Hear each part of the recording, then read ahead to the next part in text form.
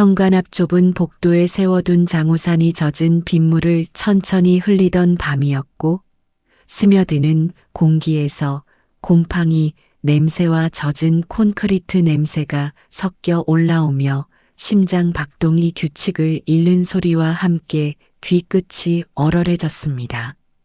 그날 밤 12시를 조금 넘긴 시각에 엘리베이터가 마지막 운행을 마치고 멈춘 뒤에 정막이 건물 전체를 눌렀고 옆집 402호에서 낮게 겹치는 숨소리와 억눌러 삼키는 웃음이 문틈을 타고 새어나와서 제게 전기가 훅 지나가는 듯한 감각을 남겼습니다. 차라리 환청이길 바랐지만 초인종이 작은 카메라 렌즈가 반사하는 미세한 빛이 흔들릴 때 낯익은 낮은 음성과 익숙한 말투가 포개져 들리며 무릎 힘이 빠져 계단 난간에 손바닥을 짚었고 차가운 금속의 촉감이 손끝에 달라붙는 순간 세상이 뒤집히는 소리가 귓속을 울렸습니다. 바로 그 목소리는 제 남편이 평생 들려준 퉁명스러운 버릇을 숨길 줄 몰라서 말끝을 짧게 끊는 그 음성이었고 그 옆에 묻히듯 따라붙는 나긋한 숨결은 시장에서 자주 마주치고 김치를 나눠 먹으며 서로 허리 통증을 걱정해주던 옆집 이미자 씨였다는 사실이 바람처럼 냉혹하게 드러났습니다. 입술 안쪽을 깨물어 피맛이 올라오는 동안 현관 센서 등이 깜빡이며 희고 푸른 빛을 번갈아 뿜었고 바닥에 회색 타일에 비친 제 그림자가 길게 늘어졌다가 접히며 마음 한가운데 검은 구멍을 뚫는 느낌이 들었어요. 집 문고리를 잡아당기려다 손이 떨려 떨어뜨린 열쇠가 딱딱 소리를 내며 튀었고 그 소리에 놀랐는지 안쪽의 숨소리가 한 번 멈칫했다가 더 깊어지며 속삭임으로 바뀌었고 그때 가슴 중앙이 쿵 하고 내려앉는 통증과 함께 어지럼증이 밀려왔습니다. 불륜이라는 단어가 머리에서 뼈처럼 굳어지는 동안 오래전 결혼식 사진 속 환하게 웃던 얼굴들이 하나하나 낡은 필름처럼 끊어졌고 전등의 미세한 진동 소리가 벌레 우는 소리처럼 길게 늘어나며 밤 공기에 섞여 들렸어요. 문 밖에서 오래 서성일 수 없다는 현실적인 판단이 유리잔 깨지는 소리처럼 선명해졌고 손등을 비벼 피를 닦고 숨을 깊게 들이마신 뒤 복도를 벗어나 제 집 문을 열어 조심스레 들어와 발뒤꿈치로 문을 닫았고 닫히는 문틈 사이로 스며드는 바람이 식탁 위 영수증을 흔들다가 멈추는 정적을 남겼습니다. 부엌 형광등이 약해진 탓인지 햇빛과는 다른 냉기가 벽면 타일을 흐려 보이게 했고 눅눅한 수세미 냄새가 비 냄새와 섞여 목구멍에 걸렸으며 싱크대 위에 접어둔 건강검진 결과 봉투가 빗물 얼룩처럼 번진 마음을 도려내듯 거슬리게 눈에 밟혔습니다. 손바닥이 차갑게 식은 컵을 잡았지만 물을 넘기는 동작이 목에서 막혀 내려가지 않았고 불륜을 당한 사람들의 이야기를 방송에서 들을 때마다 설마 우리 일은 아니겠지 하던 스스로가 우스워져 의자에 앉기도 전에 허리가 꺾이듯 주저앉았어요. 장롱 속에서 오래 보관하던 결혼반지 예비 세트를 꺼내본 날의 먼지 냄새까지 생생하게 떠오르며 시간이 거꾸로 흘러가는 기분이 들었고 벽식의 초침이 지나갈 때마다 결혼 생활의 균열이 차곡차곡 눈금으로 새겨지는 환상이 눈앞에서 어른거렸습니다. 밤 공기에 스며든 이웃집의 조용한 신음한 토막이 마치 추금기 바늘처럼 제 귀를 긁고 지나갔고 그 긁힌 자리를 통해 자존심이라는 얇은 막이 서서히 찢어지며 뒤늦은 열이 얼굴로 올라오는 것을 느꼈습니다.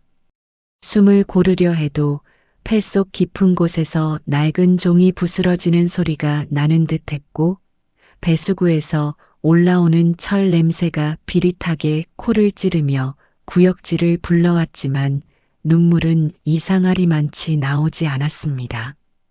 한동안 그렇게 부엌 의자에 등이 붙은 채로 창가의 물방울이 타일에 떨어져 움푹 패인 자리로 흘러가는 궤적을 바라보다가 내일 아침이면 남편의 핑계와 옆집의 표정이 어떤 모양일지 상상하는 것만으로도 심장이 다시 쥐어짜지는 통증을 일으켰습니다.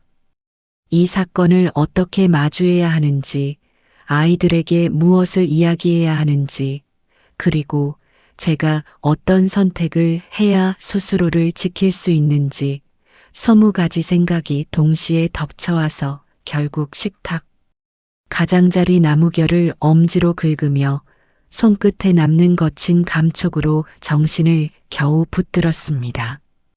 밤은 점점 깊어져 냉장고 모터 소리가 더 거칠게 들렸고 베란다로 난 작은 창문 틈으로 들어온 차가운 공기가 발목을 감싸며 피곤한 통증을 올렸으며 고요 속에서 들리는 제 호흡이 타인 것처럼 낯설게 들렸어요.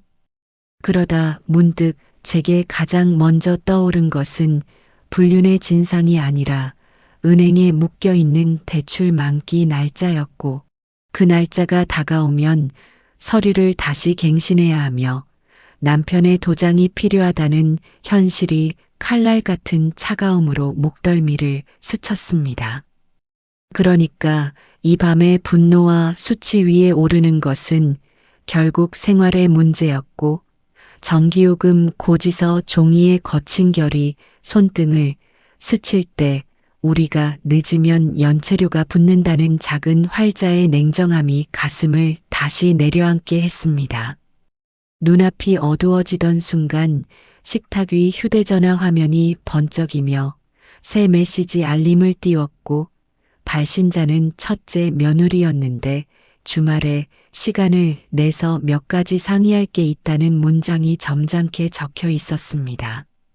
그 상의라는 단어가 이 집안에서 언제나 권유처럼 보이지만 결국 통보로 끝났다는 경험이 뼈에 각인되어 있었고 화면을 닿는 손끝이 식은 땀으로 미끄러우며 역한 금속 맛이 혀끝에 번졌습니다. 며느리는 언제나 예의 바른 표정 뒤로 계산이 빠른 눈빛을 숨겼고 제게 효를 말하면서도 결국 아파트의 등기부등본을 확인하던 손놀림이 남의 집 서랍을 여는 절도범처럼 민첩했고 그 민첩함이 한동안 제 잠을 앗아갔다는 기억도 떠올랐습니다.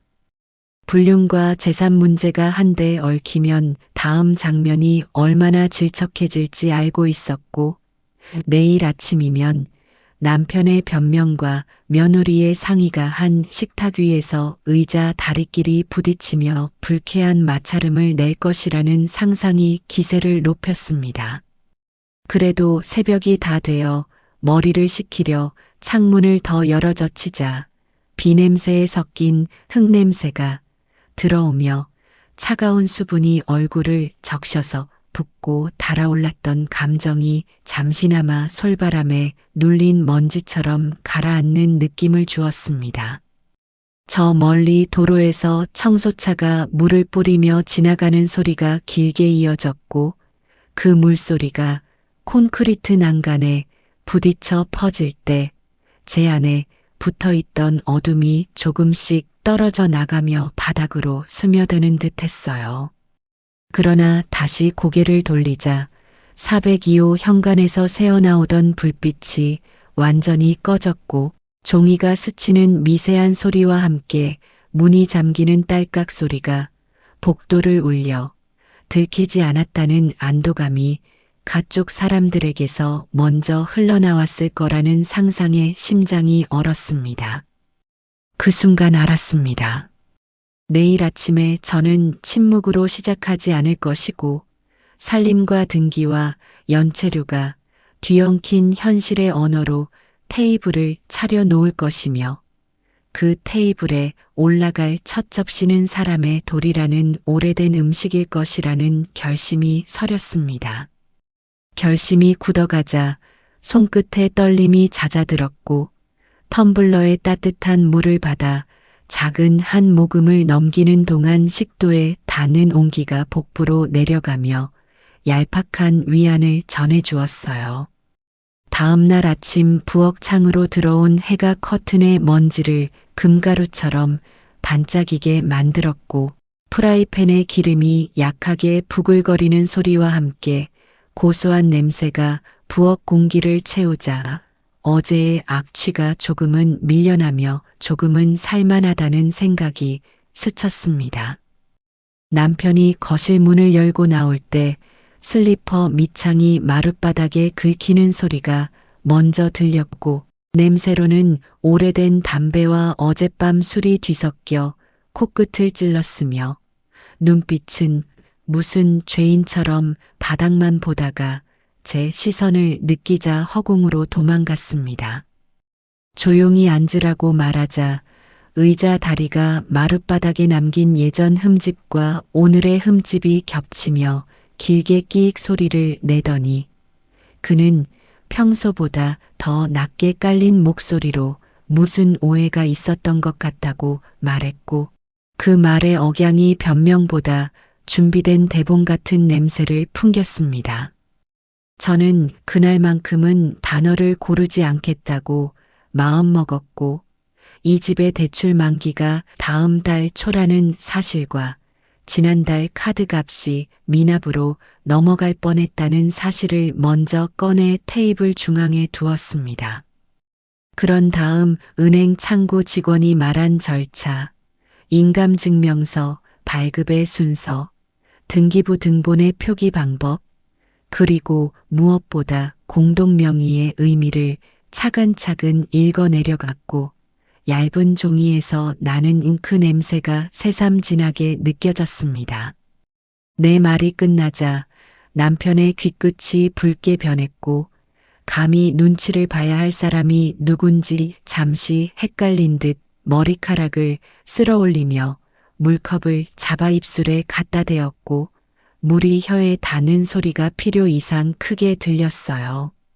그때 초인종이 울렸고 거실 공기의 안정된 리듬이 순식간에 산만해졌으며 문틈으로 들어온 바깥 공기에서 금방 끓인 커피와 향수의 냄새가 함께 스며들어 오늘의 손님이 누군지 단번에 알 수 있었습니다. 며느리는 새로 산 듯한 베이지 코트를 걸치고 들어왔고 손에는 얇은 파일이 들려 있었으며 코끝에 묻은 가벼운 화장품 향이 식탁 위 남은 구이 냄새와 뒤엉켜 이상하게 차갑고 매끈한 분위기를 만들었습니다. 안부를 묻는 목소리는 적당히 다정했고 목소리 끝을 약간 올려 어른을 대하는 예의를 갖추었지만 의자에 앉아 파일을 여는 손동작의 재빠름이 이미 탁자 위 기류를 장악하고 있었고 종이가 넘겨질 때마다 사각거리는 소리가 칼날처럼 얇게 빛났습니다. 며느리는 목을 가볍게 가다듬고 이번에 다세대 건물을 담보로 대출을 갈아타면 이자 부담이 줄어든다는 계산표를 꺼냈고 여기에 우리 아파트도 함께 묶어두면 안정성이 올라가 은행 심사가 쉬워진다는 설명을 덧붙였고 그 설명의 빈틈에 누군가의 욕심이 편안히 누워있는 모습이 보였습니다. 저는 계산표 끝에 작은 글씨의 빨간 동그라미를 그려 보이며 공동담보 설정 후 갑작스런 상환 요구가 있을 때 생길 수 있는 위험을 차분히 읽었고 제 목소리가 부엌 환풍기 소리에 묻히지 않도록 음을 낮추고 길게 끌었습니다. 남편은 말끝마다 한숨을 섞었고 며느리는 보호라는 단어를 유독 많이 썼으며 가족이라는 명분으로 시작하지만 결국 숫자 앞에서는 모든 관계가 직선으로 배열되는 순간이 온다는 사실을 종이의 각진 모서리가 먼저 증명하고 있었습니다. 그때 며느리의 휴대전화가 진동했고 아주 짧은 미간의 수축이 지나갔으며 화면을 빛으로 가리듯 뒤집는 동작이 너무 자연스러워 오히려 거짓말 같은 냄새가 났습니다. 제게도 휴대전화가 있었고 그 안에는 어젯밤 복도에서 녹음했던 미세한 속삭임과 문손잡이 부딪히는 소리가 남아 있었는데 저는 그 파일을 꺼내지 않았습니다. 아직은 말의 순서를 지키려 했고 아직은 나와 당신들이 가족이라는 이름 밑에서 최소한의 체면을 유지할 기회를 주고 싶었고 그 최소한의 체면이 마지막 안전핀이라는 생각이 식탁 위 수저통의 차가운 금속처럼 딱딱하게 자리를 잡았습니다. 며느리는 결국 본론으로 들어갔고 제 건강을 걱정한다는 말로 시작해서 최근 깜빡하는 일이 많지 않으냐고 물었으며 혹시라도 치매 검사를 받아보면 좋겠다는 의견을 조심스럽게 내놓았고 그 조심스러움이 얼마나 오랜 준비 끝에 나온 가면인지 손등에 서늘하게 전해졌습니다. 식탁 위 유리 표면에 비친 제 얼굴이 한꺼번에 낯설어졌고 이마의 잔주름 사이로 흘러드는 아침 햇살이 마치 조사등처럼 차갑고 냉정해서 지금 이 자리의 신문이 어디를 향하는지 명확하게 보여주었습니다. 그 순간 제 안에서 무언가 결심의 뼈대가 딸깍하고 맞물리며 서늘한 소리를 냈고 부엌 창밖으로 날아든 비둘기가 난간을 박차며 날갯짓하는 소리와 거의 동시에 저는 이 집의 진실을 한 장씩 꺼내 테이블 위에 올려놓을 차례가 왔다는 사실을 분명히 깨달았습니다. 아침 공기가 조금 더 올라 따뜻해졌지만 식탁 위 공기는 반대로 더 차갑게 굳어갔고 전날 밤 젖은 우산에서 난 눅진한 냄새가 아직 발코니에서 미세하게 풍기며 눈빛과 단어의 마찰을 더 거칠게 만들었습니다. 며느리는 치매 검사를 이야기하며 혹시라도 어르신이 요즘 길을 헷갈린 적은 없는지, 최근 기억이 빠르게 사라지는 느낌이 들지 않는지, 의사가 조심스럽게 진단서를 써주면 재산 관리에 도움이 된다며 격가지 설명을 보탰고 그 보탬이라는 단어에 섬뜩한 의미가 숨었다는 생각이 들었어요. 남편은 컵을 잡은 손가락 마디를 과장되게 움직이며 며느리 말을 거들었고 가족이 모두 편해지려면 절차를 밟자는 식의 말로 분위기를 합리처럼 포장했지만 컵 표면에 생긴 물방울이 책상에 떨어져 원형 얼룩을 남기는 모습이 마치 이 집의 도장을 찍는 예행연습처럼 보였습니다. 숨을 고르고 의자에 등을 기댄 뒤 어젯밤 복도에서 제가 들었던 목소리 이야기를 한 문장으로 끝내지 않고 천천히 꺼냈고 단어 사이사이에 침묵을 길게 끼워 넣어 거짓말이 들어올 공간을 최소화했으며 문틈에서 풍기던 말할 수 없는 냄새까지 구체적으로 묘사하자 두 사람의 얼굴에서 동시에 핏기가 사라졌습니다. 며느리는 의자를 아주 조금 뒤로 밀며 다리를 꼬았는데 그때 의자 다리가 바닥을 긁는 소리가 유난히 크고 서늘하게 들렸고 남편은 웃음과 기침 사이 어딘가에서 어색한 소리를 내며 상황을 농담으로 비틀어 보려 했지만 그 농담은 형체를 갖추기도 전에 허공에서 떨어졌습니다. 저는 그 순간 녹음 파일을 틀지 않았고 필요한 것은 증오를 키우는 정황이 아니며 지금 이 자리에서 내가 요구할 최소치의 정의라는 생각을 분명히 했고 그래서 은행과 등기 그리고 건강검진의 순서를 제시하며 하루 일정표를 적었습니다. 첫째, 함께 구청에 가서 인감증명서를 재발급받고 공동명의 관련 동의 서류를 재확인할 것이라는 항목을 적었고, 둘째, 병원에는 제가 아니라 남편과 며느리가 심리상담 예약을 잡는 것으로 시작할 것이라고 적었고, 셋째, 오후에는 가족회의를 열어 손자 교육비와 대출 구조를 새로 정리할 것이라는 항목을 써내려갔습니다.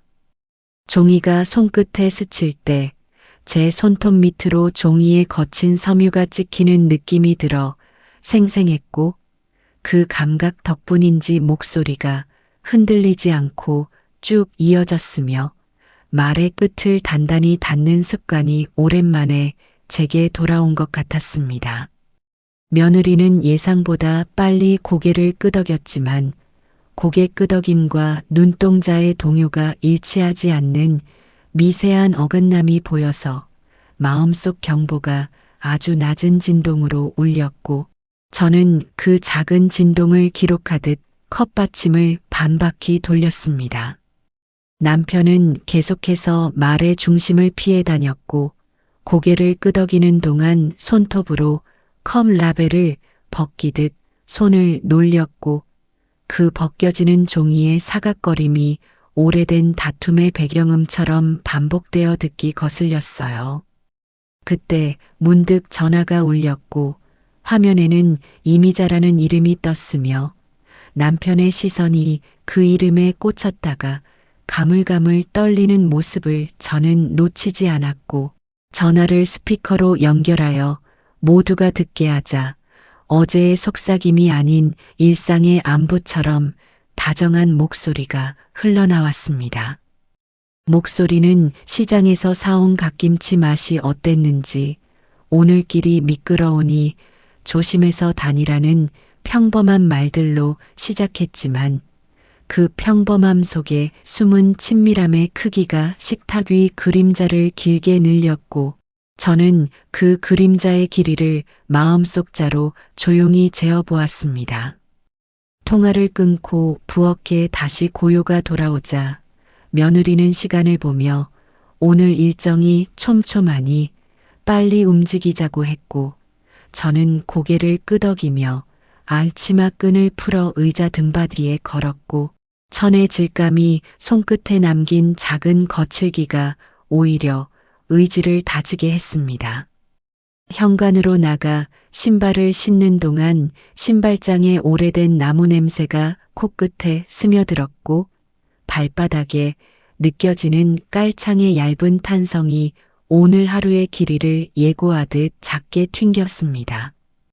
엘리베이터 거울 속에 서 있는 우리 셋의 모습이 낯설었고, 한 사람은 사과 대신 침묵을 입고 있었고, 한 사람은 예의 뒤에 칼을 숨긴 듯 했고, 또 한 사람은 아직 흔들리지만 단단해지려 몸을 세우는 중이었고, 그 모습이 차갑게 윤이 난 거울 표면에서 더 날카롭게 보였습니다. 구청 창구에서 번호표를 뽑는 동안 종이의 따끈한 온기가 손바닥에 전달되었고, 멀리서 들리는 안내방송이 중립적인 목소리로 시민을 부르는 동안 행정의 냄새가 섞인 공기가 코에 와 닿아 마음을 안정시키는 이상한 효과를 냈습니다.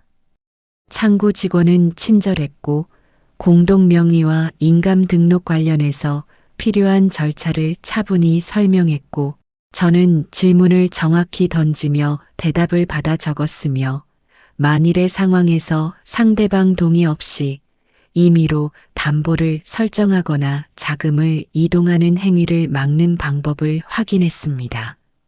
설명을 듣는 동안 옆자리에서 들려온 서류 넘기는 소리와 프린터가 종이를 내뱉는 기계음이 배경음악처럼 귓가를 채웠고, 알코올 소독제의 선명한 냄새가 휘발될 때마다 머리에 열이 조금씩 식어 정신이 더 맑아졌습니다. 이어서 은행으로 이동했고, 대기석의 가죽 의자에 몸을 기대니 약간의 끈적임이 전해졌고, 쿨링이 약한 실내 공기가 팔꿈치 피부에 건조하게 와 닿았으며 번호표 전광판에 빨간 숫자가 바뀔 때마다 긴장감이 규칙적으로 드럼처럼 울렸습니다. 계좌 담당 직원은 최근 고정금리가 조금 내려가며 갈아타기를 고려하는 고객이 많아졌다고 설명했고, 하지만 담보를 묶는 구조에서는 공동 소유자의 명확한 동의와 이해가 중요하다고 강조했으며, 갑작스러운 금리 변동이나 채권 회수 가능성에 대비한 비상 계획을 문서로 남겨두는 것을 권했습니다.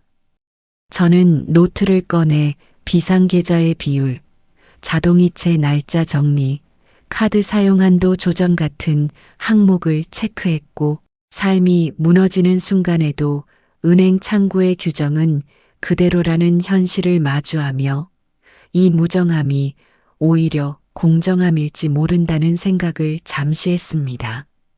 상담이 끝나갈 무렵 며느리는 화장실을 다녀오겠다며 자리를 비웠고, 남편은 그 사이 휴대전화를 만지작거리다 탁자에 엎어놓았고, 화면이 꺼진 유리 표면에 천장의 형광등이 길게 비치며 우리의 얼굴을 기이하게 늘려놓았습니다.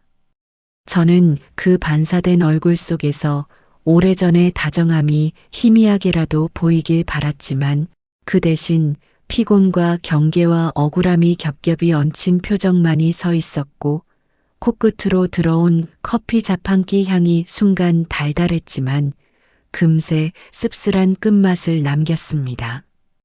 은행을 나와 병원으로 향하면서 제 손에는 오늘 받은 서류의 미세한 잉크 냄새가 그대로 남아 있었고, 손가락 사이에 낀 종이의 거친 감촉이 현실을 다시 확인시켜주는 표식처럼 느껴졌고, 복도 창문 사이로 스치는 바람이 미지근한 햇살을 데리고 와서 손등을 부드럽게 덮었습니다.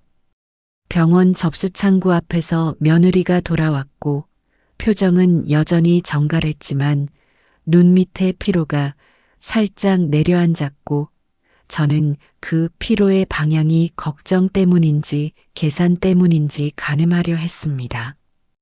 우리는 재검사가 아니라 부부 상담의 예약을 문의했고, 담당 간호사가 놀란 눈을 잠깐 하고는 곧 미소를 되찾으며 일정표를 보여주었고, 저는 가장 빠른 시간에 이름을 올리며 깊은 숨을 내쉬었습니다.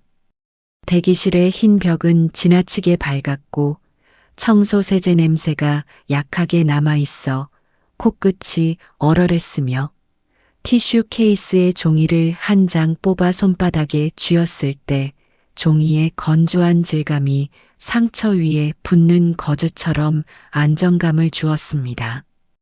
그때 며느리의 핸드백에서 서류 한 장이 살짝 튀어나온 것을 보았고, 모서리에 붉은 도장이 찍힌 서류는 의료기관용 위임장으로 보였으며, 옆구리에 작게 보이는 글씨가 구체적으로 누구의 의사결정 권한을 어떻게 위임하는지 적혀 있는 것 같았습니다.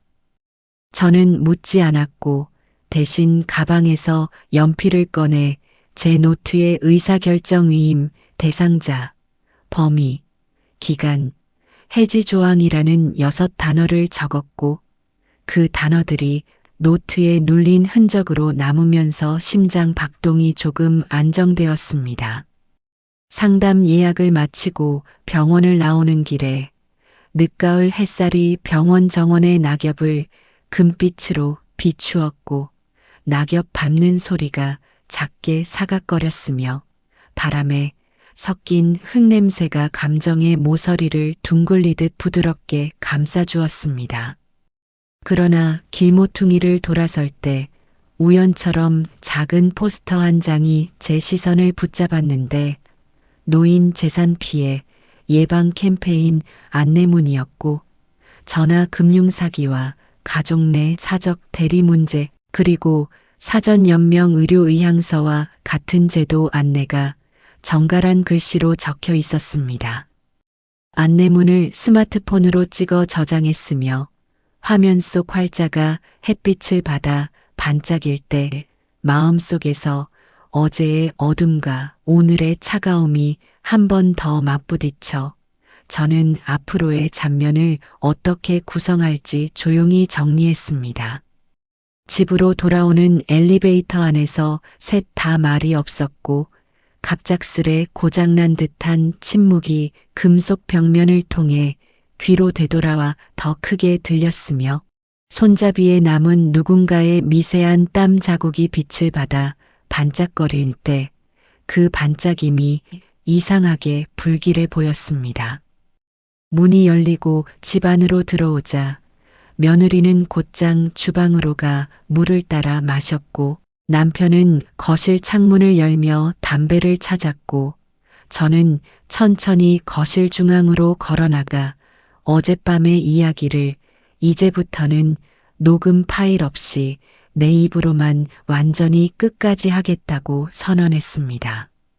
숨이 길어졌고 목이 잠깐 메었지만 끝까지 당당히 울림을 유지했고 불륜의 사실을 정리하며 그 사실이 우리 가족의 금융과 돌봄과 집의 안정과 직결되어 있다는 것을 강조했으며 앞으로 필요한 서류 목록과 공동 결정의 규칙을 하나씩 낭독했습니다. 남편은 손가락으로 이마를 문지르며 변명을 찾았고 며느리는 눈썹 사이를 살짝 몰아붙였으며 공기에서 서늘한 금속 맛이 더 짙어졌고 저는 마치 오랜 세월 닫아둔 창문을 여는 동작처럼 마음의 걸쇠를 풀었습니다. 불이 켜진 거실에서 먼지가 밝게 떠다니는 모습이 보였고 그 작은 입자들이 햇빛 줄기에 포획되어 춤추다 사라지는 동안 저는 이 다음 장면에서 더 이상 눈치의 언어를 쓰지 않겠다고 다짐했고 필요한 단어들을 정확히 꺼내 올 준비를 끝냈습니다. 오후가 기울 무렵 거실 공기의 온도가 다시 떨어졌고 바닥의 나무결이 발바닥에 차갑게 느껴질 정도로 긴장이 길어지자 집안의 모든 물건이 서로 다른 방향을 바라보는 듯한 불협화음이 감각으로 스며들었습니다. 며느리는 드디어 가방에서 위임장 서류를 꺼냈고 조심스럽게 설명하려는 표정을 지었지만 문장의 어감이 귀에 닿는 순간 그 조심스러움은 방향을 잃은 칼날처럼 빛이 반사되어 눈부셨고 저는 그 반사광이 마음을 찌르는 것을 느꼈습니다. 그녀는 혹시라도 응급 상황이 발생했을 때를 대비해 의료와 재산 결정을 효율적으로 진행하려는 취지라고 말했고 사회가 복잡해졌으니 문서로 정리되어 있으면 모두에게 안전하다고 덧붙였는데 그 말의 표면은 매끄러웠지만 내면에는 남의 재산과 존엄을 손쉽게 넘길 수 있다는 유혹이 어둠처럼 깔려 있었습니다. 저는 고개를 끄덕이며 문서를 받아들었고 종이의 질감과 도장의 붉은 잔흔을 손끝으로 천천히 더듬었으며 조항 하나하나를 소리내어 읽기 시작했는데 읽는 동안 제 목소리가 골목을 가득 채우는 방송처럼 또렷하게 울리는 느낌이 들었어요. 특정 상황에서 보호자의 단독 권한을 확대한다는 문구, 일정 기간 이상 판단 능력이 의심될 때 지정 대리인이 결정을 맡는다는 문구, 금융거래 접근 권한을 부여한다는 문구가 이어졌고 저는 각 문구 사이에 실질적 위험을 끼워 설명하며 반대 제안을 동시에 내놓았습니다. 첫째, 대리권은 공동결정으로 한정하고 의사 2명의 독립적 판단이 동시에 필요하다는 조건을 넣자고 했고, 둘째, 금융접근 권한은 비상계좌로 분리하고 이체 한도를 하루 단위로 제한하자고 했고, 셋째, 모든 서류의 기록은 분기마다 가족 전체가 확인하는 공개 파일로 남기자고 제안했습니다. 며느리의 눈빛이 잠깐 흔들렸고 남편은 무언가에 눌린 듯 어깨가 내려갔는데 어깨선의 처짐이 오래된 죗가처럼 보였고 그 모습을 보며 제 마음에 있던 분노의 모서리가 잠깐 둥그러졌습니다. 그러나 금방 다시 긴장감이 되살아났고 며느리는 제안 대부분을 수용하는 척하며 몇 가지 실무상 불편을 이유로 예외 조항을 남기자고 했고 그 예외의 작은 구멍이 배 밑바닥의 누수처럼 느껴져 저는 단호하게 고개를 저었습니다. 낮게 깔린 목소리로 저는 말했다고 해야겠지요.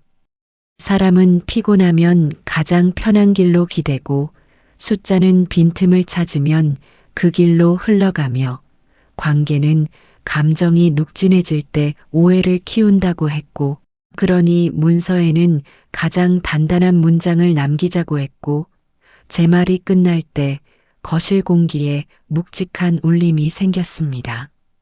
그때 옆집 현관문이 열리는 소리가 뚜렷하게 들렸고 가벼운 발걸음과 바스락거리는 비닐봉지 소리가 따라왔으며 문틀에 부딪히는 열쇠고리의 금속음이 낯익게 가슴을 찔렀습니다. 저는 창문 너머로 시선을 돌렸고 바람에 흔들린 커튼 사이로 저녁빛이 길게 들어와 소파의 팔걸이를 금으로 칠하듯 빛냈고 먼지가 그 띠 속에서 작은 별처럼 오르내렸습니다.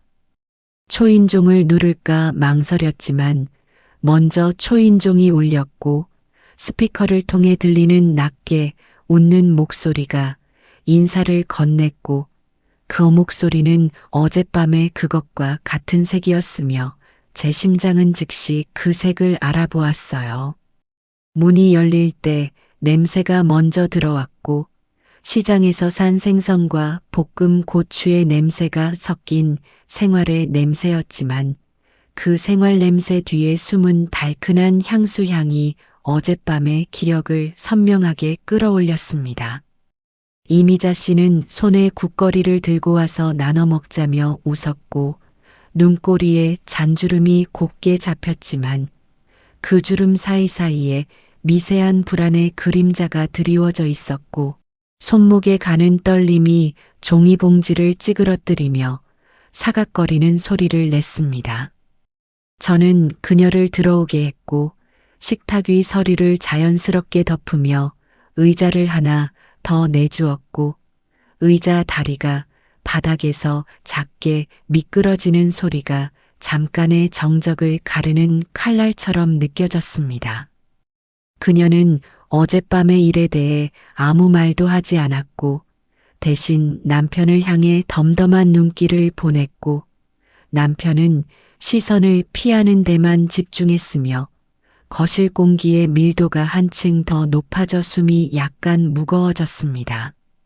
저는 물컵을 건네며 어젯밤 늦게까지 누구와 함께 있었는지 그리고 그 시간이 우리 각자의 삶에서 어떤 이름으로 기록되어야 하는지 물었고 제 질문이 마치 공증인의 도장처럼 테이블에 찍히는 묵중한 소리를 내는 느낌이 들었습니다. 그녀의 입술이 약간 말랐는지 혀끝으로 한번 축이고 말을 이었고 그 목소리는 놀랍도록 차분했으며 서로 외로웠고 서로의 사정을 오래 들어주다 보니 선을 넘었다는 고백을 했고 그 선이라는 단어가 금속자의 날카로운 모서리처럼 마음을 긁었습니다.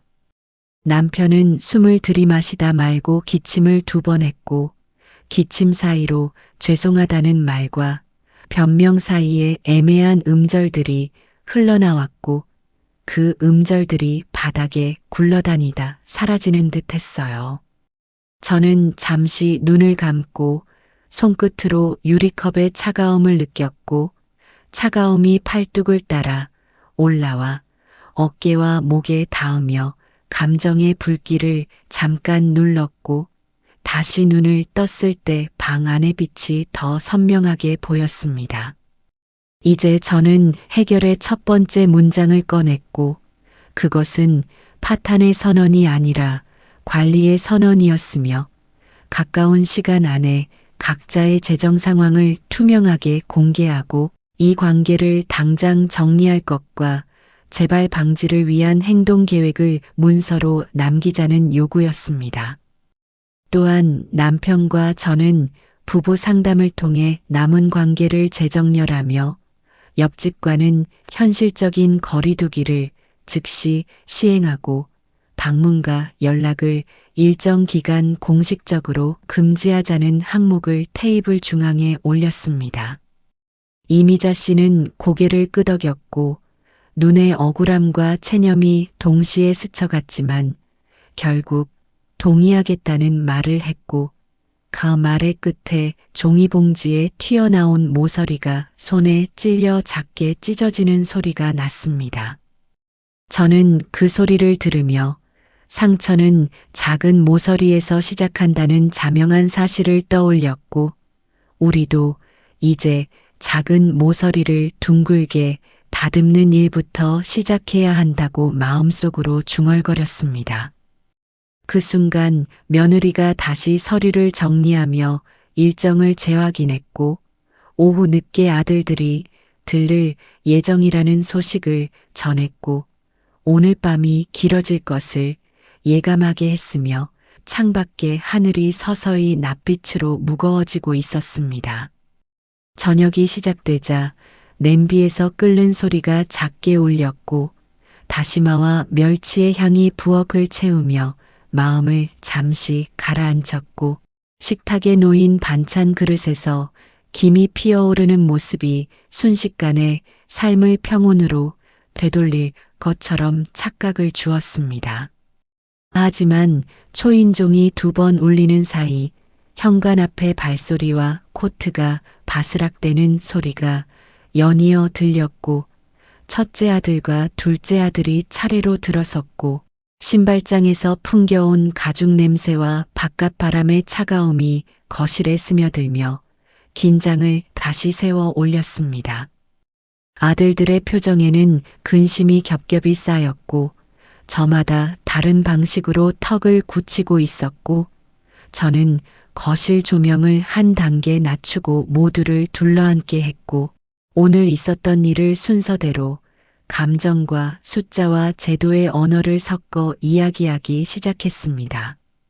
첫째는 말을 아꼈지만 눈동자에 분노가 서려 있었고 둘째는 손등의 혈관이 도드라질 정도로 주먹을 쥐었다 폈고 방 안 공기는 사람들의 체온과 긴장으로 눅눅해지며 커튼에서 오래된 세제 냄새가 다시 피어올랐습니다.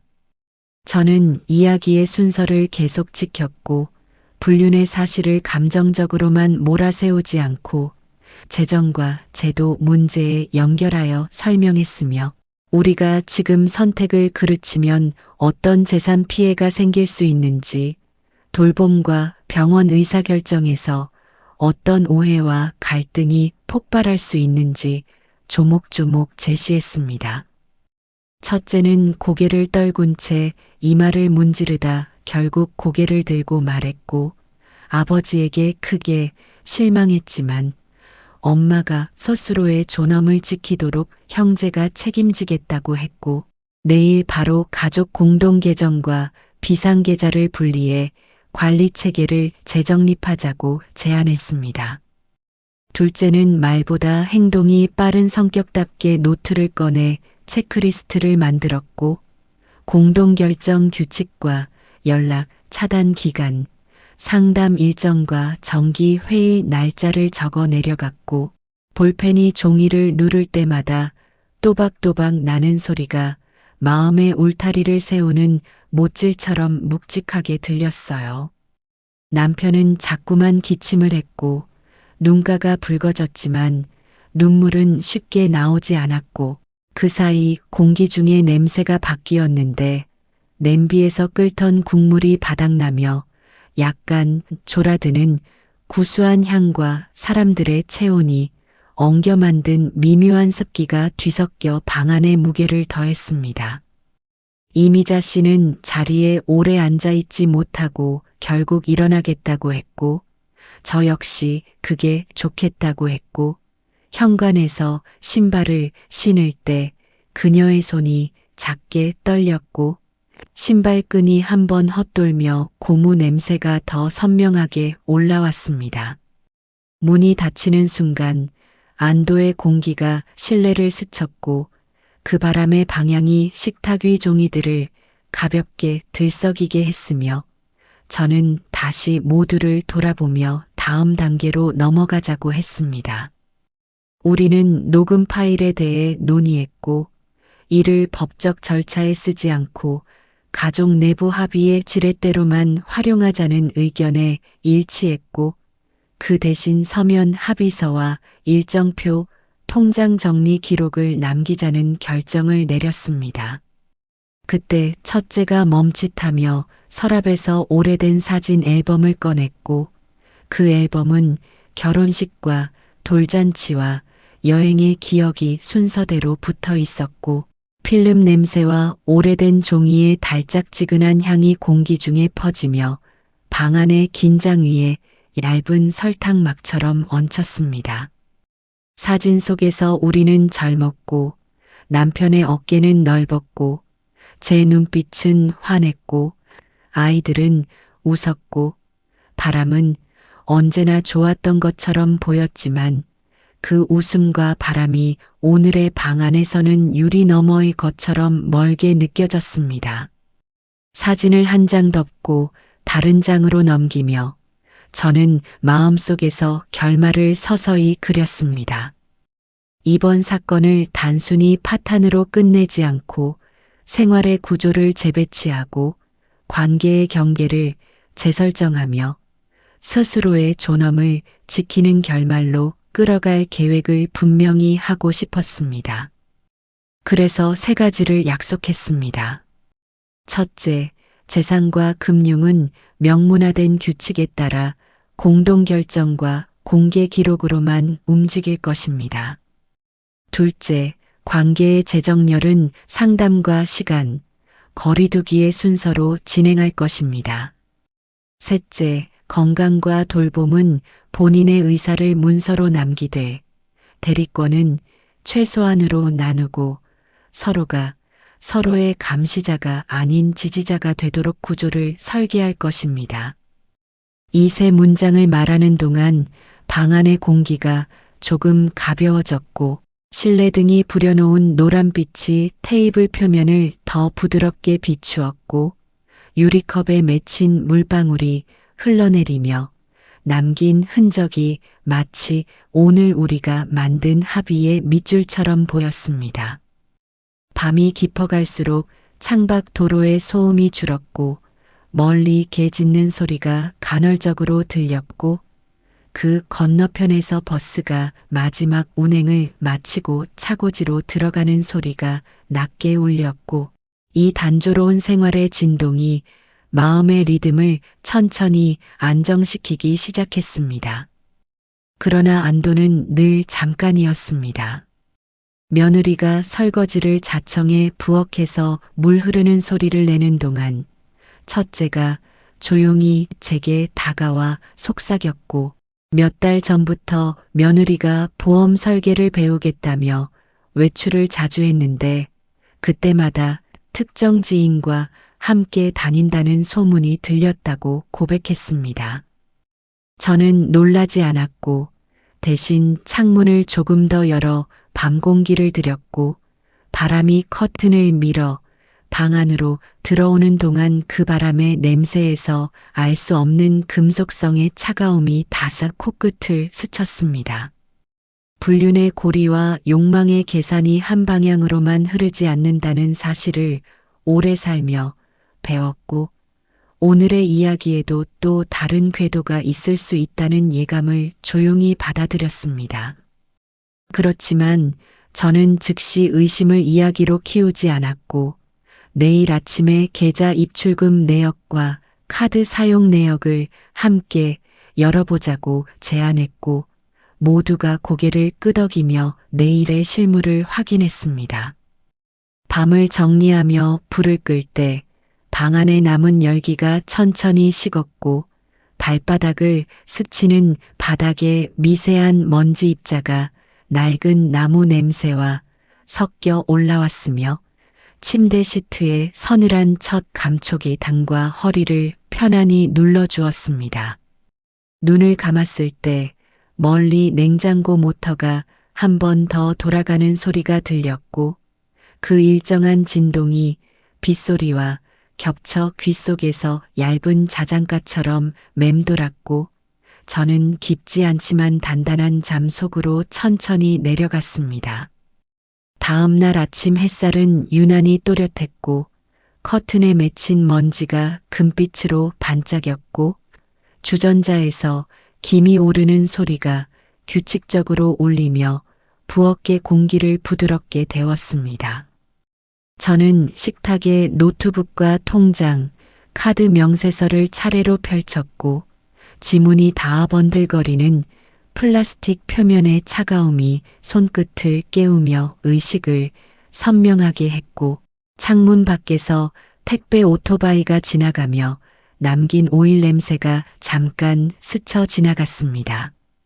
첫째와 둘째가 양옆에 앉아 내역을 함께 확인했고 며느리는 부엌에서 잔을 정리하며 눈치를 살폈고 남편은 소파에 앉아 텔레비전 리모컨을 만지작거리며 화면을 켜지도 끄지도 못한 채 허공을 바라봤습니다.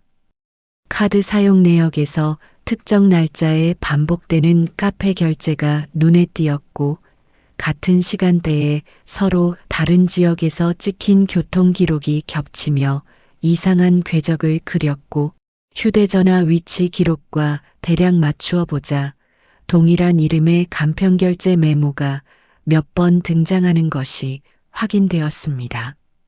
저는 조용히 며느리를 불러 함께 보자고 했고 그녀는 잔을 닦던 행주를 내려놓고 다가와 화면을 보았고 그 순간 그녀의 눈동자가 짧게 흔들리며 입술을 꼭 다물었습니다. 저는 다그치지 않았고 대신 오늘의 목적이 누구를 몰아세우는 것이 아니라 거짓의 길을 닫고 사실의 길을 여는 것이라고 말했고 말이 끝날 때 전기주전자에서 딸깍 하는 소리가 났고 뜨거운 김이 허공으로 퍼지며 레몬티의 산뜻한 향이 공기를 바꿨습니다. 며느리는 결국 조용히 고개를 끄덕이며 몇 달 전부터 지인의 권유로 투자 모임에 드나들었다고 말했고 그 지인이 서류에 능하고 금융 상품을 잘 안다며 신뢰하게 되었고 몇 번 동행하며 점심을 같이 한 적이 있다고 덧붙였습니다. 저는 거기서 불륜이라는 단어를 섣불리 꺼내지 않았고 그러나 모임이 정식 등록된 곳인지 계약서에 사업자 정보가 명확한지 수익 보장이라는 표현이 문서에 등장하는지 손실 책임이 어떻게 명시되었는지 차분히 질문했습니다. 그녀는 답을 더듬었고 정식 등록 여부를 확인하지 못했으며 소개인 추천과 지인의 말만 믿은 채 소액으로 시작했다가 점차 비중이 커졌다고 털어놓았습니다. 방 안의 공기가 다시 무거워졌고 종이 넘기는 소리가 더 크게 들렸고 제 심장 박동이 귓속에서 쿵쿵 울리며 손끝에 미세한 떨림을 남겼고 저는 그 떨림을 노트북 가장자리를 부드럽게 쓸어내리며 가라앉혔습니다. 저는 이쯤에서 두 가지를 분명히 했습니다. 하나, 지금부터 모든 계약서는 원본과 사본을 확보해 법률 상담과 금융 상담을 동시에 진행할 것입니다. 둘, 불확실하거나 고수익을 보장하는 문구가 보이면 즉시 중단하고 손실 최소화를 위한 구조를 찾을 것입니다. 그리고 셋, 가족 외부와의 금전 거래는 상호 보고와 동의 절차 없이는 금지하겠습니다. 이 결정을 말하는 동안 레몬티 향이 목을 적셨고 그 온기가 복부에 내려앉으며 마음의 떨림을 조금 누그러뜨렸습니다. 남편은 여전히 말이 적었고 두 손을 무릎 위에 올리고 꾸깃꾸깃 만든 바지주름을 펴느라 한참을 보냈고 그 자잘한 움직임이 죄책감의 자화상처럼 느껴졌습니다. 그때 초인종이 울렸고 문 앞에는 택배원이 작은 봉투를 들고 서 있었고 서류 봉투에 가장자리가 약간 찢어져 있었으며 안쪽에서 플라스틱 케이스가 긁히는 사각거림이 들렸습니다. 서류는 은행에서 보낸 통지였고 과거 대출 관련 자동이체 계좌 변경 요청이 접수되었다가 보류되었다는 안내가 들어 있었고 요청자 서명란의 필체가 남편의 글씨와 미묘하게 달랐습니다. 저는 봉투에서 나는 잉크와 종이의 날카로운 냄새를 맡으며 눈썹을 모았고 누구의 지시였는지 언제 어떤 경로로 시도되었는지 추적해야 한다고 말했고 순간 방 안의 침묵이 한층 짙어졌습니다. 며느리는 고개를 숙였고 남편은 억지 미소를 지으며 자신은 모르는 일이라고 했고 저는 말의 끝을 길게 끌지 않고 곧바로 은행 콜센터에 전화를 걸어 녹취를 요청했고 신분 확인 절차의 하나하나가 귀에 더 선명하게 박혔습니다. 통화가 끝나자 한 가지 사실이 드러났고 변경 요청 통화는 우리 집이 아닌 외부 카페에서 이루어졌으며 목소리 분석에서 가족 외 제3자의 발화가 동반되었다는 기록이 있었다고 했습니다. 그 순간 며느리의 손에서 컵이 미세하게 흔들렸고 컵 가장자리가 접시와 닿으며 맑은 금속성의 소리를 냈고 그 소리가 방 안의 공기를 얇게 갈랐습니다. 저는 깊게 숨을 들이쉬고 차분히 말했습니다. 지금 필요한 것은 비난의 열기가 아니라 사실의 서늘함이며 그 서늘함으로 불을 끄고 죄를 정리하는 일이라고 했고 모두가 고개를 끄덕였고 낮의 햇살이 식탁 표면을 반짝이며 한 줄기 힘을 보탰습니다. 오후가 되자 우리는 구청 내 무료 법률 상담 코너와 인근 신용상담센터를 차례로 방문했고 복도에 깔린 소독제 냄새와 낡은 서류철의 종이 냄새가 교차하며 머리를 맑게도 무겁게도 만들었습니다. 법률상담 변호사는 위임장과 공동결정 조항을 꼼꼼히 읽어보며 가족 간 의사결정에서도 문서의 해석과 기록이 결정적이라고 강조했고 특히 불륜 사실과 재정 위험이 결합될 때 재산 분리와 접근 통제가 핵심이라고 정리했습니다. 신용상담센터의 상담사는 고령자 금융사기 사례를 소개하며 높은 수익 보장과 지인의 강한 권유, 비공식 모임이라는 요소가 겹칠수록 위험 지수가 급격히 올라간다고 설명했고 분리 계좌와 한도 제한, 가족 간 월간 감사 같은 실무적 방법을 구체적으로 제시했습니다. 저는 노트에 체크 표시를 하나씩 하며 들었고 펜 끝이 종이를 미는 소리가 귀에 달라붙는 듯 들렸고 손등에 살짝 닿은 창가의 햇살이 따뜻한 기운으로 긴장을 풀어주었습니다. 돌아오는 길에 저는 며느리에게 앞서 언급했던 투자 모임의 대표와 계약서를 저녁까지 확보해 달라고 했고 그녀는 난감한 표정으로 연락을 시도했지만 바로 연결되지는 않았고 대신 몇 시간 뒤 만나기로 했다는 메시지만 도착했습니다. 집으로 돌아왔을 때 공기가 조금 가벼워졌지만 거실 한가운데 놓인 테이블은 여전히 싸늘했고 유리 표면에 비친 천장의 불빛이 두 겹으로 흔들리며 오늘의 끝을 예고했습니다. 해가 기울자 현관에 다시 발자국 소리가 들렸고 이번에는 옆집 이미자 씨가 혼자가 아닌 누군가와 함께였고 문틈으로 들어온 목소리는 낮고 정중했으며 순간 제 등줄기로 미세한 전류가 흘렀습니다. 문을 열어보니 그녀 옆에는 중년의 남성이 서 있었고 수척한 얼굴에 검은 프레임 안경을 쓰고 있었으며 손에 들린 서류 가방에서 가죽 냄새가 진하게 풍겼고 그는 자신을 변호사라고 소개했습니다. 이미자 씨는 뜻밖에도 제게 고개 숙여 사과했고 그동안의 관계를 정리하겠다는 의사를 변호사를 통해 전달하려 한다며 금전 거래는 없었음을 확약하겠다는 내용의 합의서를 들고 왔고 저는 그 종이에서 잉크의 매캐한 냄새와 도장 패드의 살짝 끈적한 냄새를 동시에 맡았습니다.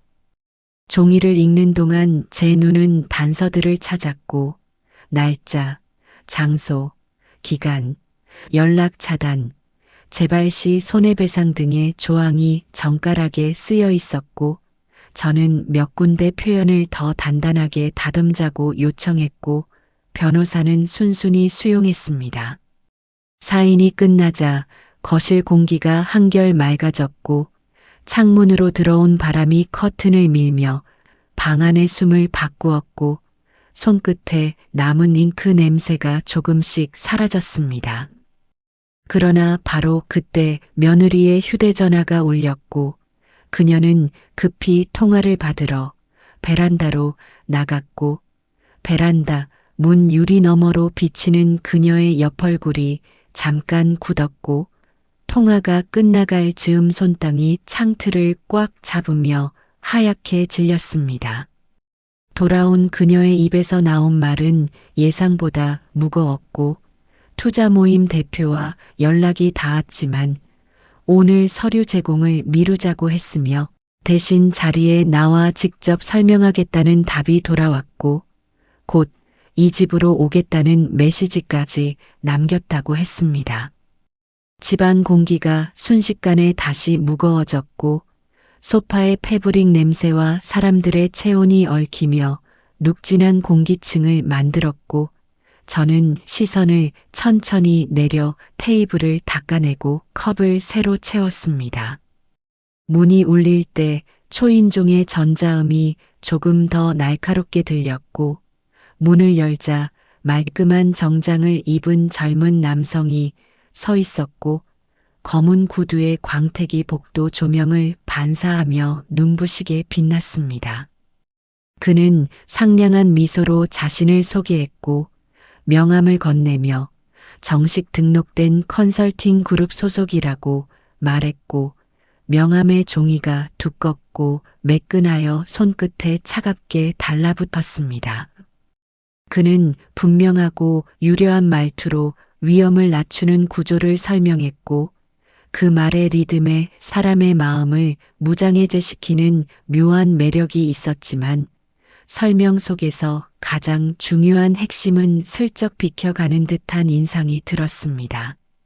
저는 그에게 정중히 물었고 등록번호와 사업자 정보, 위험 고지 조항, 손실 발생 시 회사의 책임 범위, 수수료 구조와 환불 기준을 명확히 문서로 보여달라고 요청했고 그는 미소를 유지한 채 노트북을 열어 파일을 보여주었지만 일부 항목은 추후 제공 표시로 가려져 있었습니다. 저는 그 자리에서 파일을 제 이메일로 보내달라고 했고 동시에 녹화가 아닌 메모로 요점만 기록했으며 그가 말끝마다 덧붙이는 안심의 단어들이 실제로 어떤 보증도 하지 않는다는 사실을 빈칸의 형태로 다시 확인했습니다.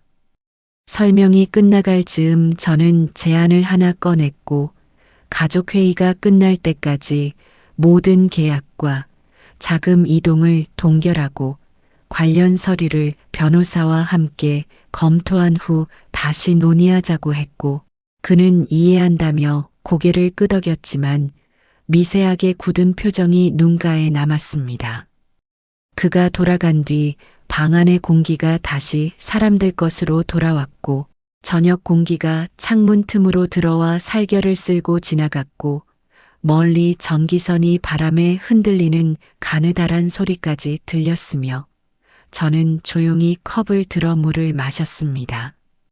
물의 차가움이 혀끝을 지나 식도를 타고 내려가며 마음속 불길을 한 차례 더 낮추었고 이제 결말을 향한 길이 보이기 시작한다는 예감이 가슴에 자리 잡았습니다. 밤이 깊자 다시 가족만 남았고 실내등을 낮추니 방 안의 그림자가 부드럽게 늘어졌고 공기가 차분해져 말의 무게가 더 잘 들릴 것 같았습니다. 저는 합의서 사본을 파일에 넣어 서랍 깊숙이 두었고 서랍이 닫히는 둔탁한 소리가 오늘의 결심을 봉인하는 도장 소리처럼 느껴졌고 손잡이의 차가운 금속 촉감이 손끝에서 오래 남아 있었습니다.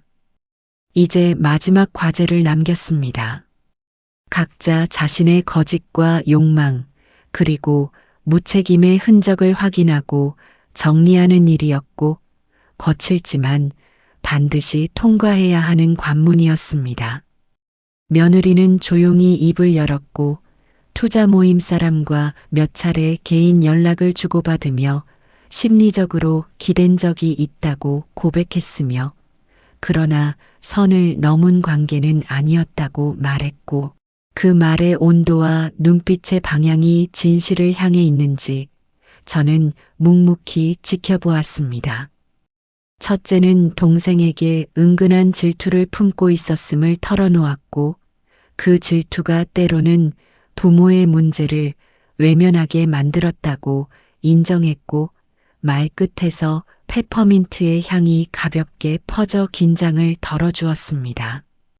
둘째는 흔들리는 집안에서 자기 역할이 무엇인지 몰라 화를 선택해왔다고 고백했고 손톱으로 컵받침을 긁던 버릇을 멈췄고 컵받침의 나무결이 더 이상 울리지 않자 방 안의 소리가 한층 또렷해졌습니다. 남편은 마침내 고개를 들었고 타인의 온기를 탐하면서도 집의 따뜻함을 지키고 싶다는 어리석은 이중성을 고백했고 어젯밤이 마지막이었다는 말로 사죄를 대신하려 했지만 저는 그 말의 가벼움을 지적하며 행동으로 증명하라고 말했습니다. 저는 3단계 계획을 선포했습니다. 첫째, 투명입니다. 모든 금융과 연락, 상담과 약속을 공동 캘린더와 기록 파일에 남기고 월말 점검을 가족 모두가 함께 실시합니다. 둘째, 경계입니다. 외부 인간관계는 존중하되 가족의 존엄을 해칠 수 있는 상황과 공간, 시간을 스스로 차단하며 이를 어기면 정해진 불이익을 감수합니다. 셋째, 회복입니다. 부부 상담과 개인 상담을 병행하고 돌봄과 건강 결정을 본인의 서명과 영상 기록으로 남기며 관계의 언어를 배우는 연습을 주간 과제로 이어갑니다. 이 3단어를 말하는 동안 공기가 조금씩 따뜻해졌고 벽식의 초침이 같은 속도로 움직이지만 더 부드럽게 들렸고 멀리서 끓는 주전자 소리와 함께 은은한 김이 다시 입안을 적셨습니다. 저는 마지막으로 의자에서 일어나 거실 창문을 조금 더 열었고 밤바람이 커튼을 스치며 들어와 방 안의 체온을 적당히 식혔고 먼 곳에서 버스 제동음이 가늘게 들렸고 그 소리가 오늘의 끝을 알려주었습니다. 몸을 돌려 등을 기대자 허리에 약한 시원함이 번졌고 어깨에 올려둔 담요의 부드러운 질감이 피부를 감싸며 마음을 진정시켰고 왼손으로 담요 가장자리를 쓸어내리는 동안 다음 날의 해가 어디서 떠오를지 마음속에 작은 지도가 그려졌습니다. 저는 이제 압니다. 파국은 끝이 아니라 구조조정의 시작이고 사랑은 감정이 아니라 언어이며 존엄은 체면이 아니라 기록입니다. 이 단어들이 입안에서 굴러 혀끝을 스치고 밖으로 나갈 때 방 안의 모든 물건이 제자리를 조금씩 찾아가는 소리가 나는 듯 했습니다. 다음 날 상담실의 공기는 은은한 라벤더 향이 섞여 있었고 벽의 색은 지나치게 희지 않아 시선이 편안했고 소파의 천은 피부에 부드럽게 닿아 말의 속도를 천천히 만들어 주었습니다. 상담가는 중립적인 시선으로 우리를 번갈아 보았고 말이 겹치지 않게 시간을 나누어 주었고 감정과 사실을 분리해 서술하라는 요청을 했고 우리는 그 요청대로 차례로 말을 꺼냈습니다. 저는 관계의 붕괴가 욕망 하나에서만 비롯된 것이 아니라 오랜 침묵과 회피, 책임을 미루는 습관이 서로를 마모시킨 탓이라고 정리했고 남편은 방어를 내려놓으며 외로움이 핑계가 될 수 없음을 인정했고 며느리는 금전 문제에서 본인의 불찰을 인정하며 재발 방지 계획에 서명하겠다고 밝혔습니다. 상담가는 간결한 과제를 내주었습니다.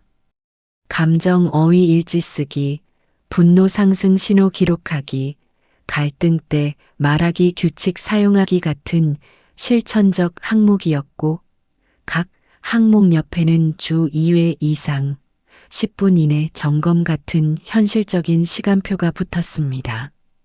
상담실 문을 나올 때 복도 창문으로 들어온 햇빛이 바닥에 길게 흘렀고 그 빛 위로 우리 그림자가 길게 겹쳐졌고 가림자 가장자리의 흐릿함이 관계의 여지를 상징하는 듯 보여 마음이 조금 누그러졌습니다.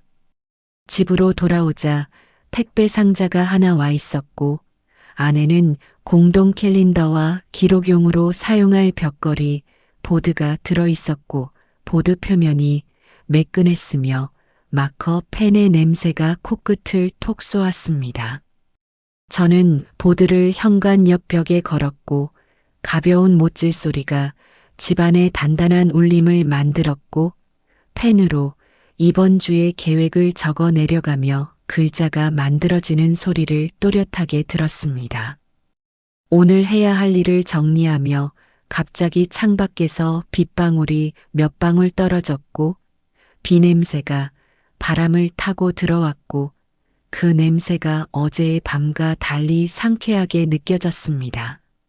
저녁 무렵 전화가 울렸고 이번에는 변호사 사무실이었고 합의서와 가족규칙 문서가 공증 절차를 마쳤다는 소식이 전해졌고 잉크 냄새 대신 전자문서의 냉정한 청량감이 이메일함을 통해 전달되는 듯 했습니다.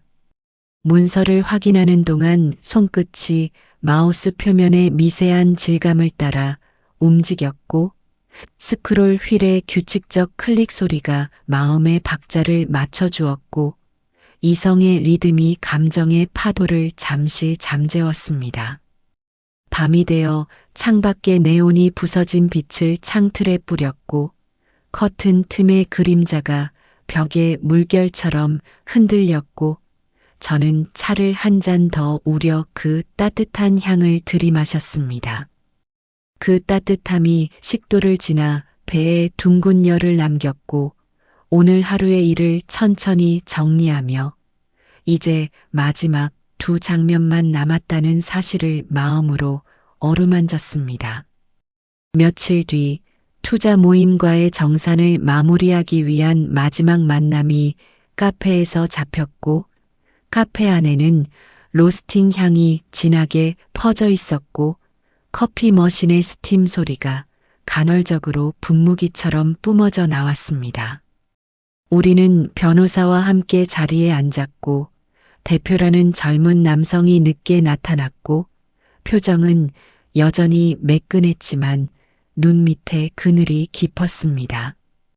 변호사는 차분히 요건을 제시했고 서류의 불완전성과 고지 의무 위반 가능성을 지적했고 분쟁을 피하려면 즉시 원금의 일정 비율을 반환하고 계약을 해지하는 합의에 응하라고 제안했습니다.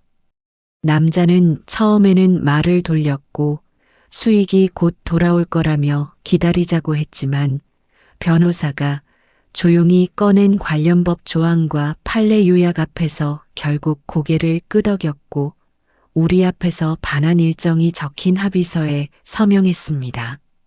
서명이 끝난 순간 카페 안의 소음이 잠깐 멀어지는 것처럼 느껴졌고 커피의 쌉쌀한 향이 갑자기 달게 변했으며 컵 표면에 미세한 습기가 손바닥을 촉촉하게 적셨습니다. 집으로 돌아오는 길에 가을 바람이 조금 차게 불었고 도로의 은은한 아스팔트 냄새와 낙엽 냄새가 섞여 코끝을 간지렸고 하늘의 색이 맑게 비워져 마음이 가벼워졌습니다. 집에 도착하자 보드에는 오늘의 체크가 하나 더 추가되었고 체크 표시에 잉크가 마르며 은은한 냄새를 남겼고 저는 그 냄새를 맡으며 깊게 숨을 들이쉬었습니다. 저녁 식탁에서 우리는 오래간만에 음식을 차분히 나누어 먹었고 젓가락이 그릇에 닿는 소리가 작고 경쾌하게 들렸고 김이 올라오는 된장찌개의 향이 집안의 공기를 부드럽게 채웠습니다.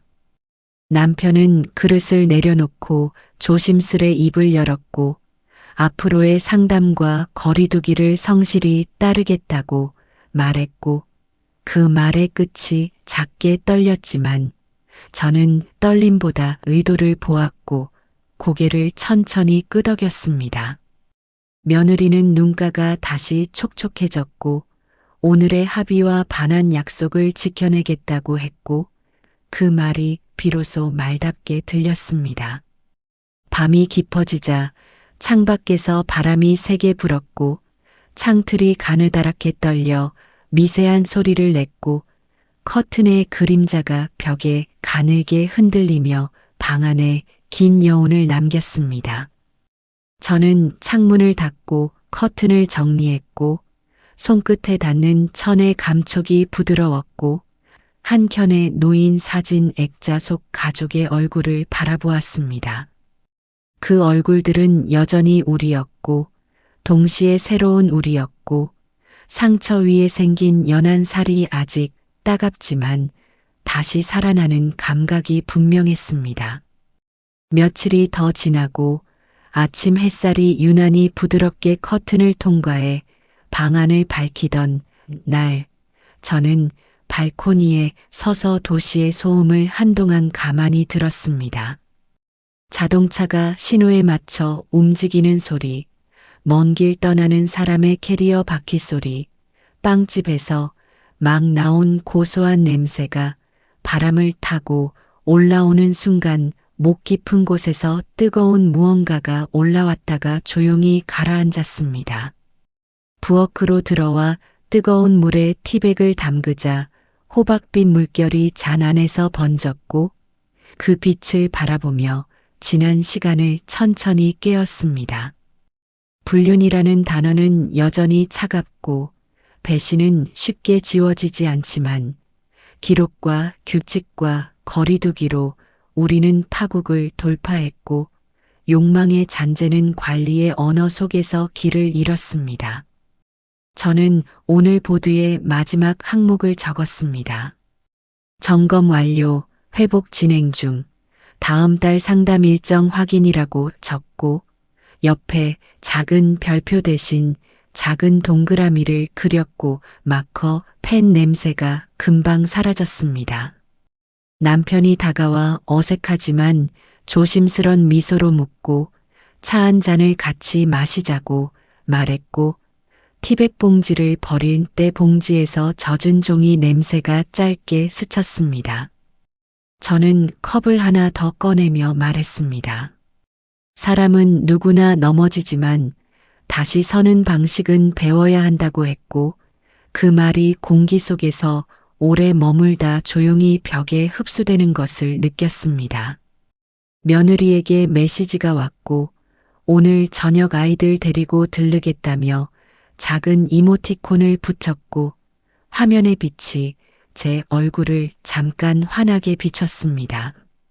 창밖에서는 바람이 나뭇잎을 뒤집어 은빛 면을 보여주었고 잎사귀 스치는 소리가 가볍게 떨렸고 그 소리가 마음속에서 오랫동안 잠자고 있던 평온을 깨웠습니다. 저는 오늘의 결론을 마음속에서 또박또박 읽었습니다.